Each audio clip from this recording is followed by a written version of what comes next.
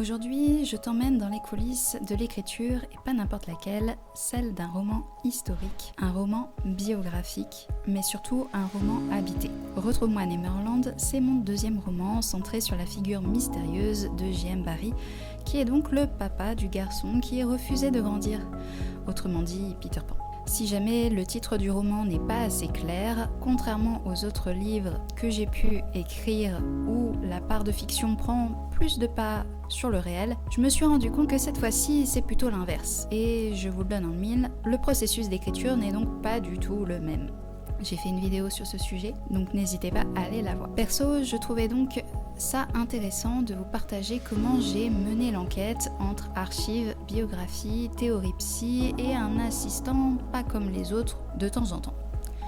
Je tiens à préciser avant de commencer que ce que je dis ici n'engage que moi et mon expérience personnelle. Vous êtes libre de suivre le même procédé ou non, chacun sa façon de faire et c'est ok. Je pars du principe que vous appréciez la personne sur laquelle vous écrivez ou que vous admirez un tant soit peu son œuvre, sa vie, ses valeurs ou son travail. Sinon, je ne vois pas trop l'intérêt de se lancer dans ce genre de projet, soit dit entre nous. Pour commencer, petit rappel sur pourquoi de telles recherches sont importantes.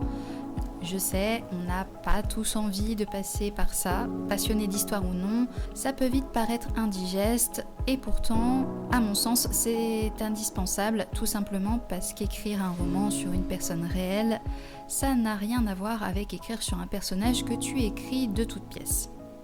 C'est une personne qui a un vécu, qui a un passé et qu'il faut faire avec, qu'on le veuille ou non, pour que ce soit un minimum crédible. La chronologie. La première chose que tu dois faire, c'est de noter les dates clés et importantes dans la vie de la personne en question. Si le livre de Peter Pan a été publié en 1911, du moins la partie roman, il s'agissait avant tout d'une pièce de théâtre dont la première a eu lieu le 27 décembre 1904. Entre ces deux dates, le public connaissait déjà l'œuvre et la notoriété de l'auteur n'était plus à faire. Cela va sans dire, mais il est déconseillé de changer les dates de naissance et de décès.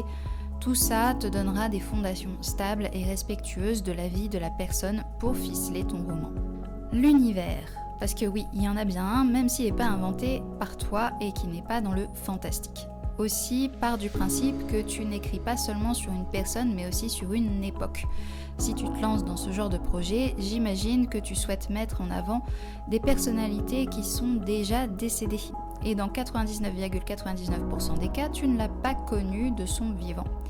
Et même si tu as des notions d'histoire, toutes les images que tu connais d'une époque sont parfois biaisées par les représentations culturelles, les valeurs sociétaires et la pop culture que tu as pu voir de par les films et séries que tu regardes. Ils ne sont pas tous hyper réglo en ce qui concerne l'histoire, avec un grand H. Je reviendrai sur cette notion, sur l'impact de la pop culture dans les recherches un peu plus tard dans la vidéo. Ça peut être aussi dans les vêtements, les habitudes et modes de vie, les bâtiments d'une ville qui étaient construits et qui ne le sont plus maintenant, à cause des conflits et des guerres par exemple. Voire l'inverse, un bâtiment qui est bien trop moderne pour avoir existé à l'époque. Dans mon cas, j'ai voulu aborder dans un chapitre l'amitié de J.M. Barrie avec Arthur Conan Doyle, le créateur de Sherlock Holmes pour ceux qui ont oublié. Je voulais que Barrie se replonge dans ses souvenirs liés à cette amitié. J'ai confirmé la date du décès de Conan Doyle facilement avec Wikipédia. Il est bien mort avant Barrie, mais dans quel type de scène je pourrais le mettre en avant ? En fouillant, j'ai vu que le musée dédié aux détectives sur Baker Street a ouvert bien après le décès du papa de Peter Pan. Le lieu n'existait donc pas encore. J'ai dû réfléchir à un autre moyen d'aborder le sujet. Quand tu sais où va prendre vie ton histoire, aucune question n'est idiote. De la plus générale à la plus farfelue. On prend notre casquette d'enquêteur. Petit big up à Arthur Conan Doyle justement, vu que je viens d'en parler avec son Sherlock Holmes, pour que tout soit le plus réaliste possible dans la mesure du possible. Il n'y a pas de mauvaises questions à se poser quand on fait ce type de recherche. On peut vraiment s'interroger sur tout, vraiment tout. Et pour donner un autre exemple concret, avec Retrouve-moi à Neverland, Barrie est décédé d'une pneumonie. Je me suis donc retrouvée à me demander quels sont les symptômes et comment s'était soigné en 1937, l'année de sa mort. Les progrès médicaux n'étaient pas au même stade que maintenant.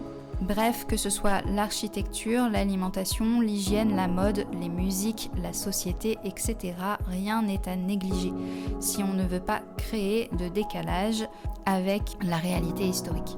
La plupart des lecteurs de ce style de livre y seront sensibles. Ça pourrait donc vous porter préjudice dans les notes et commentaires, dans le cas contraire si vous ne faites pas les recherches adéquates. Ça serait dommage. En plus, ça donne beaucoup plus de crédibilité à ton roman. Elle sera vue comme une œuvre à ne pas négliger en lien avec la personnalité et l'époque choisie. Et puis ça se voit quand quelqu'un a pris soin de faire son travail à cœur, donc les lecteurs le ressentiront et c'est tout bénéfique pour toi.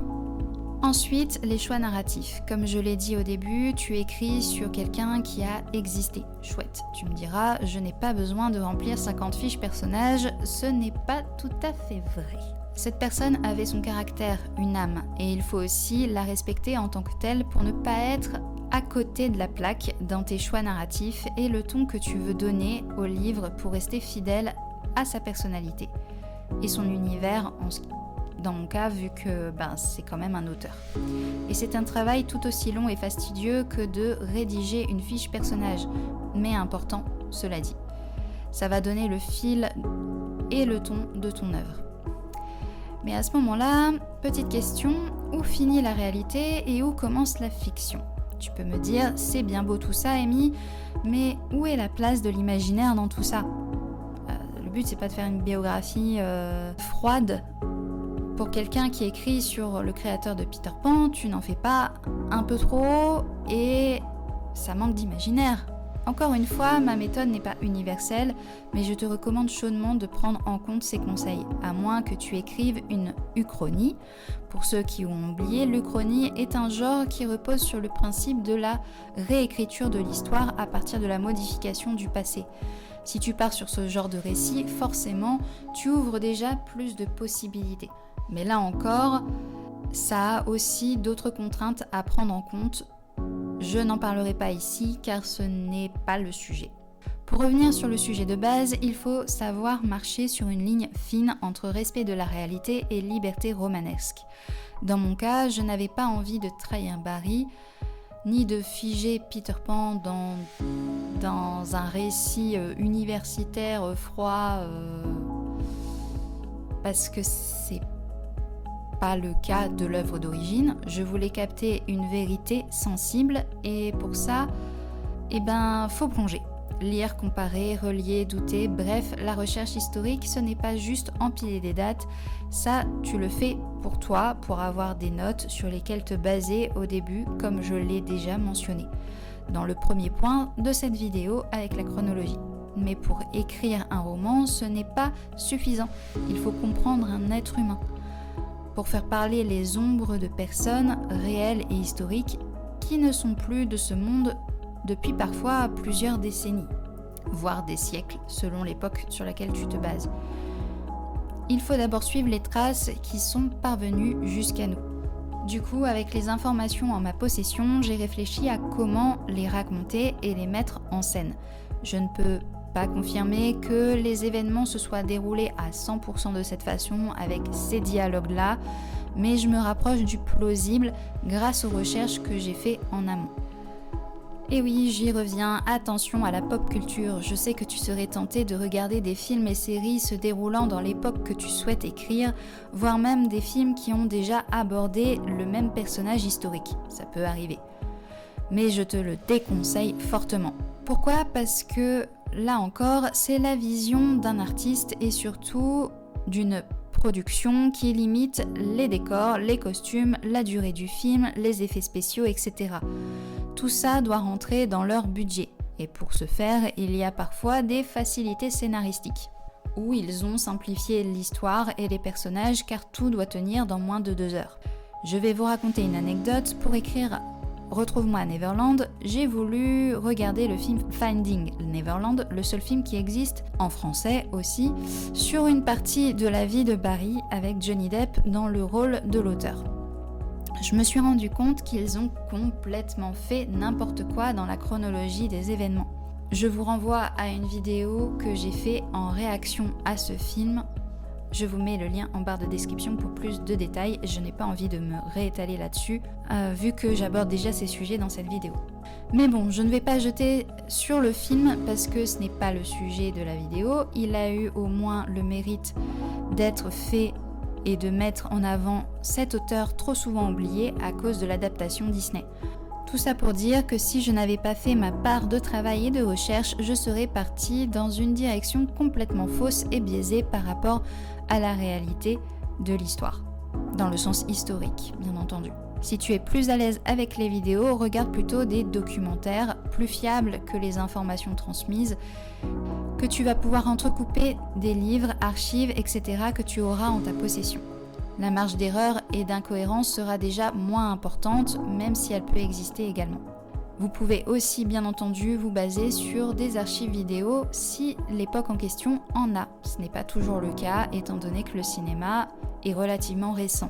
Pour le petite anecdote, dans mon cas, j'ai pu, grâce aux recherches d'Andrew Birkin, qui a répertorié ses archives et propres recherches autour de sa biographie sur Barry, plein de documentation, il y a quelques petits films, plus ou moins personnels, qui sont parvenus jusqu'à nous, notamment des extraits de son discours à Kirimwir en 1930 par exemple, ou des petits films muets où Cynthia Asquith a filmé son fils en train de pêcher avec J.M. Barrie par exemple. Voilà, des petites choses comme ça, mais là pour le coup il n'y avait pas de son, là où le discours en plus il y avait le son. Alors c'est certes très grésillant, noir et blanc, très années 30, mais voilà, c'est la première fois quelque part que parmi toutes mes recherches, j'ai pu voir J.M. Barrie en mouvement, interagir avec les autres et entendre sa voix. Un truc tout bête, mais c'est vrai que c'est des choses que forcément sur les archives antérieures, c'était pas possible car ça n'existait pas encore. Dans tous les cas, ton roman en sortira plus grandi, enrichi et sonnera plus vrai dans l'imaginaire de tes lecteurs avec tout ça en poche. Alors oui, mais concrètement, où chercher et par où commencer ? C'est bien gentil tout ça, mais du coup, ça ne nous dit pas grand-chose parce que t'as l'impression d'avoir une montagne devant toi et de pas savoir par quelle pierre commencer pour trouver ce qu'il te faut. Cela va sans dire, tu trouves tout et n'importe quoi sur internet, tant et si bien que je te recommande chaudement de vérifier tes sources à chaque fois. Et forcément, selon l'époque où cela se déroule, tu auras plus ou moins de résultats. C'est plus facile de se baser sur une époque relativement proche de la nôtre, ou fortement documentée, comme le 19e et le 20e siècle, plutôt que les Gaulois pour lesquels peu de récits écrits nous sont parvenus, vu que c'était beaucoup de transmission orale. En ce qui me concerne, j'ai eu pas mal d'informations avec des sources surtout anglo-saxonnes. Pour te donner une idée, voici une liste non exhaustive de ce que j'ai consulté pour Retrouve-moi à Neverland. En numéro 1, bien sûr, j'ai commencé par la biographie d'Andrew Birkin, la Bible, J.M. Barrie and the Lost Boys, une plongée dans sa vie intime, ses relations avec les enfants Lewis Davis, ses contradictions, ses précis, humains, parfois bouleversants, même pour une biographie. En numéro 2, Portrait of J.M. Barrie de Cynthia Asquith, un récit des propres souvenirs de Cynthia durant ses 20 ans au service de Barrie comme secrétaire particulier. Ce qui est pratique avec ces deux livres, c'est qu'ils se rejoignent, c'est-à-dire que Cynthia, forcément, elle est rentrée à son service vers 1918, quelques mois avant la fin de la Première Guerre mondiale, là où Andrew Birkin arrête sa biographie dans les années 20, 1921-22, et du coup, Cynthia, quelque part, fait la continuité. Elle part de sa première rencontre, ses impressions, etc.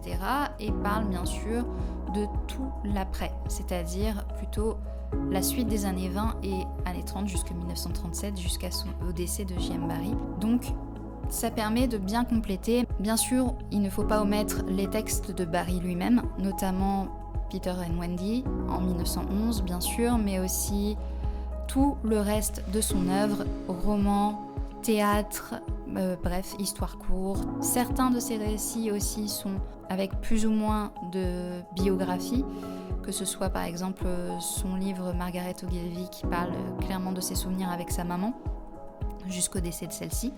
Du coup, c'est vrai qu'il y a une part de fantaisie, mais il y a aussi une part très réelle, aussi mis à part le théâtre, les romans, les récits biographiques, les nouvelles, les histoires courtes, on va dire, qu'il a pu faire. Il y a aussi ses discours. Et oui, Barry a fait beaucoup de discours et ça donne aussi beaucoup de clés sur sa personnalité, la manière dont il s'exprimait, notamment sur des sujets plus ou moins délicats, sur la presse, la façon dont il était vu de son vivant, etc., dont il avait quand même bien conscience. Bref, j'ai lu tout ce que je pouvais lire et trouver de J.M. Barrie. Et ce qui m'a surtout aidé, c'est Internet Archive qui regroupe les textes anciens de manière numérique. Le site est gratuit et tu peux lire l'ouvrage en entier si tu t'y inscris. Encore une fois, c'est une inscription qui est complètement gratuite. Et ça m'a permis de lire et découvrir le 3/4 des œuvres de Barrie de cette manière-là. Le site d'Andrew Birkin, jmbarrie.co.uk, j'en ai déjà parlé un peu plus tôt dans la vidéo, où il y a mis les informations et archives qu'il a récoltées pour faire sa propre biographie. Et oui, Wikipédia un petit peu parfois, surtout au tout début quand j'ai fait le début de ma chronologie, ça m'a donné des bases, mais toujours avec précaution parce que tout le monde peut en soi ajouter sa patte à la page d'un auteur. Après, je vous avoue que j'ai surtout utilisé un peu plus le Wikipédia anglophone qui est beaucoup mieux fourni, mieux documenté que la page française où c'est assez sommaire parce que on y met moins de choses. C'est un auteur du coup qu'on ne prend pas le temps de découvrir, notamment par le biais parce que il y a aussi la barrière de la langue. Enfin, je te conseille de voir ce qui se fait de mieux sur l'époque où la personnalité en question choisit. Rien n'est trop beau pour ton œuvre et pour ça, rien ne vaut que l'IA. Oui, parfois, c'est très utile. C'est un allié que tu auras tort de te priver, surtout pour les questions d'époque. Soyons clairs, ChatGPT n'écrit pas le roman à ta place, c'est un assistant, pas un auteur. Donc justement, plutôt que de mettre des heures à faire une recherche sur Google et ne pas trouver la réponse, ChatGPT, lui, va entrecouper toutes les informations sur le web et te donner la bonne, ou du moins ce qui s'en rapproche le plus. Il n'invente pas non plus des faits que tu ne lui demandes pas, mais ce qu'il fait très bien, c'est synthétiser rapidement une masse d'informations. Il peut aider à entrecouper les points de convergence entre plusieurs sources, reformuler des concepts complexes pour les rendre plus fluides dans une narration. Et surtout te faire gagner du temps précieux sur les éléments documentaires pour que tu puisses te concentrer sur la partie création et narration, bien entendu, sur tout le reste en fait. C'est grâce à lui que j'ai pu trouver une bonne partie de mes sources d'informations importantes et primordiales pour mon roman en ce qui concerne les reconstitutions d'époque. Par exemple, est-ce que tel bâtiment existait en 1920, etc. C'est grâce à lui que j'ai pu comprendre comment on soignait la pneumonie en 1937, par exemple. Connaître mieux la vie londonienne à l'époque victorienne et édouardienne, ou encore m'assurer que des informations que j'ai récoltées ailleurs sur le web soient bien fondées. Bref, c'est une aide et un gain de temps non négligeable quand même. Alors, ce que j'en retire de cette expérience en matière d'écriture, je voudrais conclure en te faisant une confidence. Faire ces recherches, ça ne m'a pas seulement apporté des infos, ça m'a changé, moi, en tant qu'autrice, et quel que soit ton sujet, ce sera pareil pour toi. On en sort grandi avec le sentiment d'avoir compris quelque chose en plus, d'avoir plus de connaissances. Ton point de vue sur certaines choses peut changer, évoluer en fonction de ce que tu vas découvrir. C'est comme ouvrir une boîte à surprises où tu ne sauras pas complètement ce qu'il y a dedans. Comprendre Barrie, c'est regarder l'enfance autrement, voir la double lecture plus adulte de ce qu'on veut cataloguer comme un conte pour enfants, mais pour moi c'est bien réducteur de le cantonner seulement à ça, d'autant que le reste de son œuvre, Barry, s'est toujours adressé à des adultes. Pourquoi là il aurait fait différemment? Ça c'est la question. Promis, je parlerai un peu plus de ça dans une autre vidéo que j'ai déjà faite sur les autres œuvres de Barry par exemple. C'est grâce à ces recherches que j'ai pu me questionner sur le deuil, l'imaginaire, les zones grises entre amour et fuite. Et tout ça, je veux que tu le ressentes dans Retrouve-moi à Neverland. Même si, comme dans la vraie vie, toutes les réponses ne seront pas données et qu'il y a une part de réflexion à avoir personnelle sur ces sujets-là.